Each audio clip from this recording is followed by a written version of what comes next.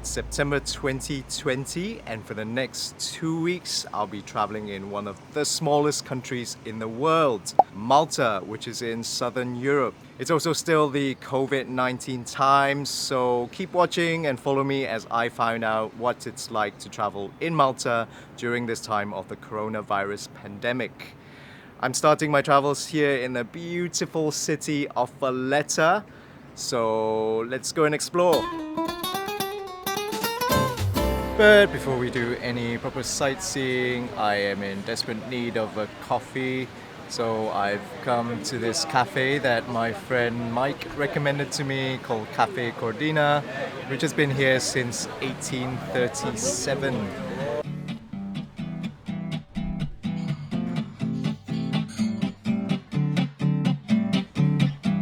In addition to coffee, I've also ordered a couple of these traditional Maltese pastries called Pastizzi.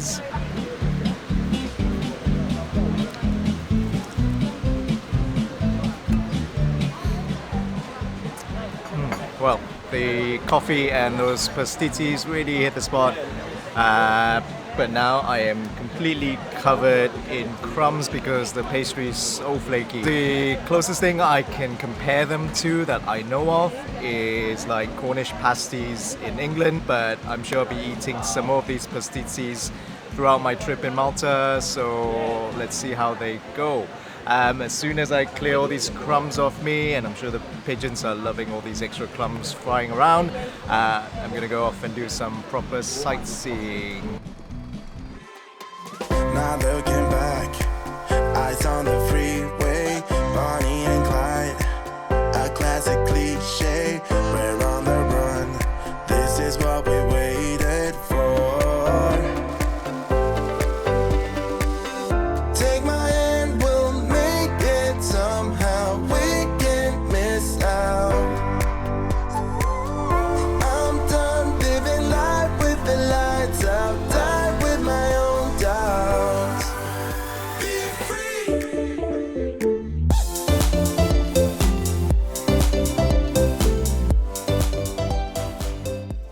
I'm stood now in front of the city gate of Valletta, which aren't particularly impressive as a city gate, and not like somewhere like Dubrovnik, for example. But what is really impressive are these fortifications, because they are just humongous. Valletta, of course, is built as a fort by the Knights of St. John after the victory in the siege of 1565 against the Ottomans.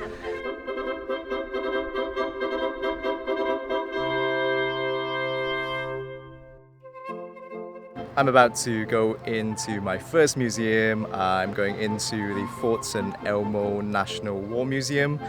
So far, there's literally no one else around here or the Malta experience next door. Let's see what it's like inside, but I suspect it'll be very, very quiet.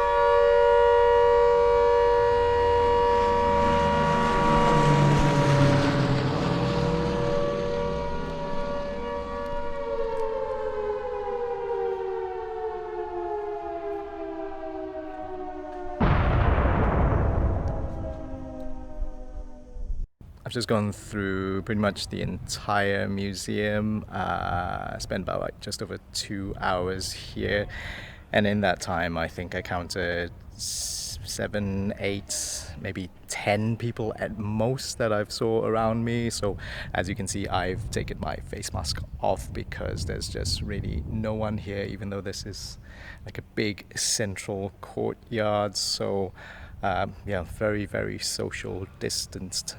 As for the museum itself, I think it's really well put together. Malta's history is really quite complicated, so there's many displays. With the coronavirus, there's no audio guide, but there's so much detailed information.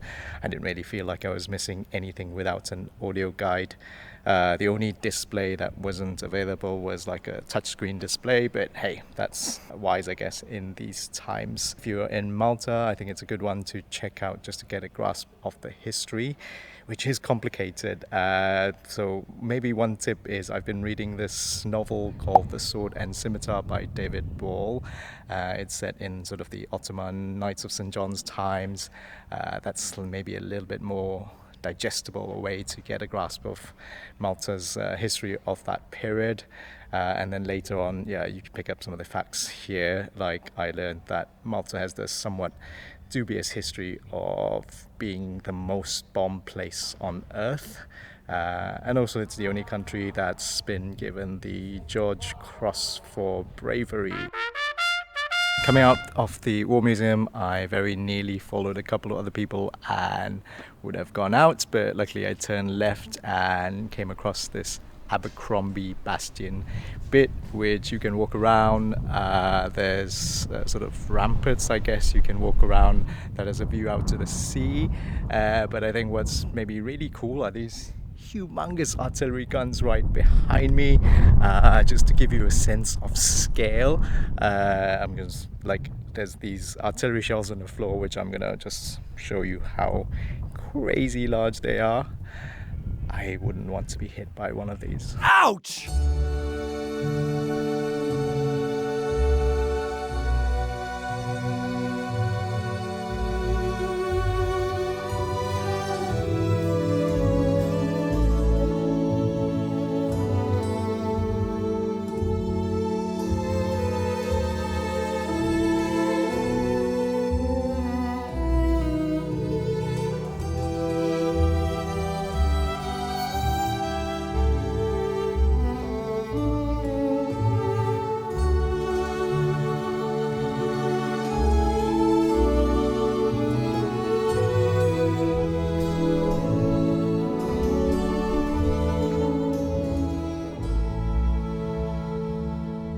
Usually when I come to a city, I would probably go on a free walking tour or something to orientate myself and get my bearings. In these COVID-19 times, not sure that's a great idea, so what I've done is I found an audio guide that I could download. It's called My Guide Valletta, so I've got that onto my phone and I've been following it around, which is great because it also lets me go at my own pace. I've come here now to the Upper Barrakka Gardens, which is just a nice set of gardens to sit in. There's a really nice fountain, some statues around, greenery, but also here there's a fantastic view of the Valletta Harbour. There's also some cannons which fire at midday and 4 p.m. every day. So are you for the saluting battery? Yeah, sure. And as I expected, I'm literally the only person watching this gun salute, so private show for me. To allow for the formation of a new breach. This permitted the gun to be loaded from the back instead of the front. Open the breech. Search the gun, that is, check the gun that it is empty. Then we have a cartridge, 600 grams of gunpowder. As we put it in, we push this rod into the end of this gunpowder to open a little hole in the covering. In order to explode this gunpowder inside, we have a fuse, percussion cup, little mercury inside. Yeah. When this is hit, this fire. Leave the gun! Fire! For €3, you get to come up right close to it, see it fire close enough to feel a little bit of a shockwave, smell the gunpowder, and you get to see a little demonstration afterwards, which I quite liked. Oh, and also obviously you get a photo with the guns.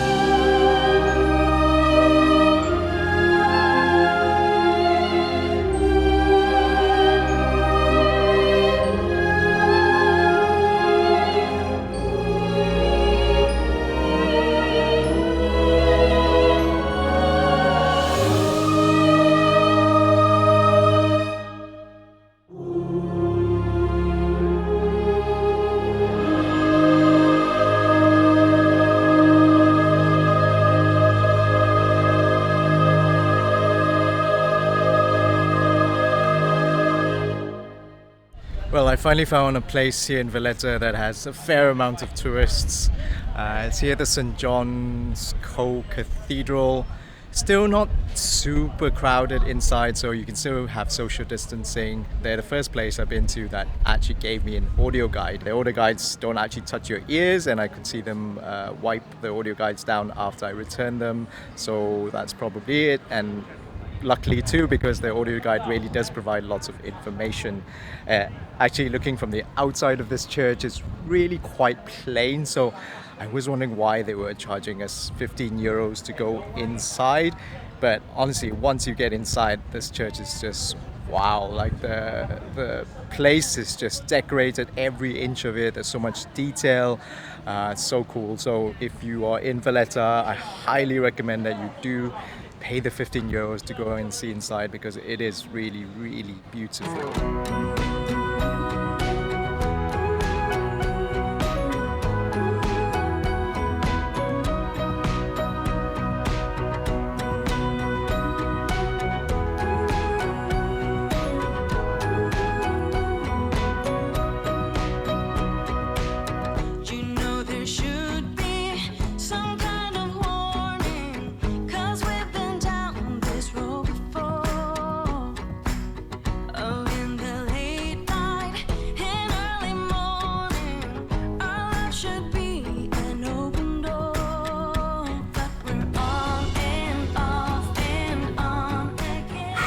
Well, I'm absolutely exhausted after wandering all around Valletta.